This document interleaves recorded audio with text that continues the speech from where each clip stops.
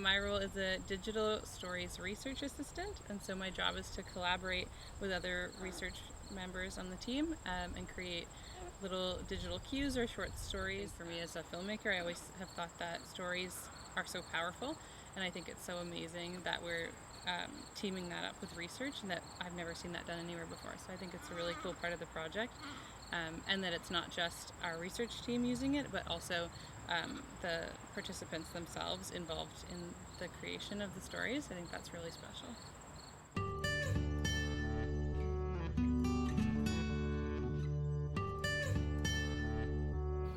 Hi, I'm Dr. Elizabeth McCrillis, Director of the Trent Centre for Aging and Society. Soon after the onset of COVID-19, Trent University's Office for Research and Innovation announced a special call for research related to the pandemic. In April of 2020, we at the Center for Aging were so pleased to announce that 7 of our members were involved in the funded research.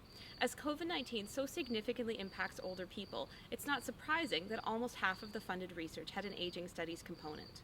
The projects include how culture and gender matter in creating age-friendly cities, volunteerism in rural communities, and addressing social isolation.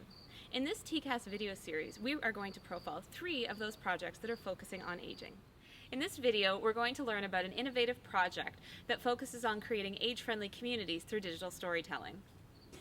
Yeah, so the project is called Imagine Aging, and that's our colloquial title, and it's about extending the reach of age-friendly to be more equitable, to reach populations that aren't always considered by the official frameworks. So we work with Indigenous communities, LGBTQI2S, people who are migrant workers, people who don't already have the kind of tools of the state working in their favor.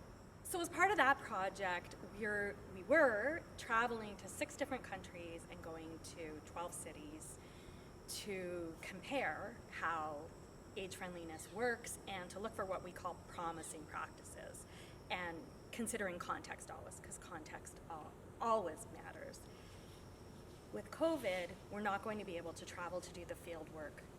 We don't know for how long. So we're looking for ways to do the research meaningfully while we stay in our respective places.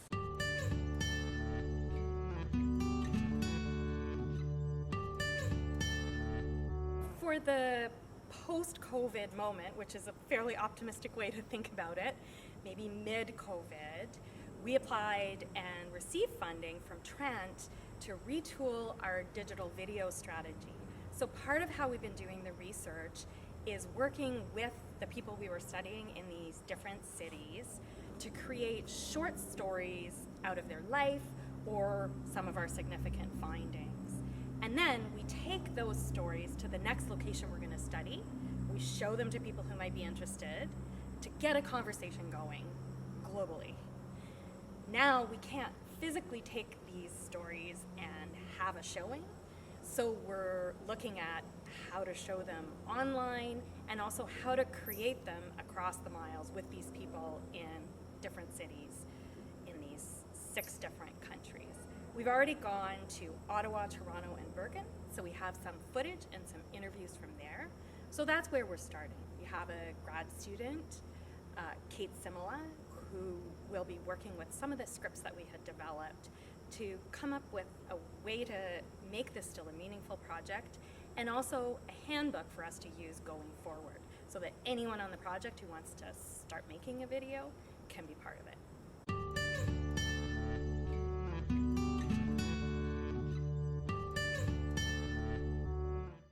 So a fundamental part of the project has been what we call digital cues. So these are short videos, less than 3 minutes, that we work with the interviews that we're doing, and if one of the people we're doing research with wants to play with some of the equipment, great. And then we take those to the next site to really get a conversation going about what it means to grow old in a more equitable, hopefully, world.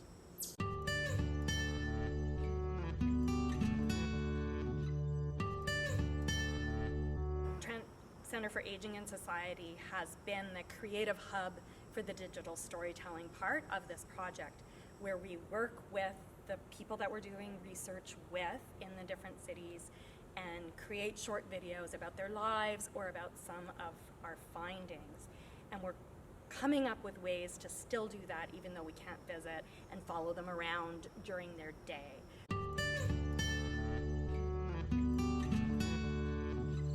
So academically, my background is in sociology and cultural studies, and I've never given too much thought on how those could come together in a research setting, so that's really exciting and potential future career maybe for me. And I'm also a filmmaker, so seeing the stories and how they interact with research is really cool.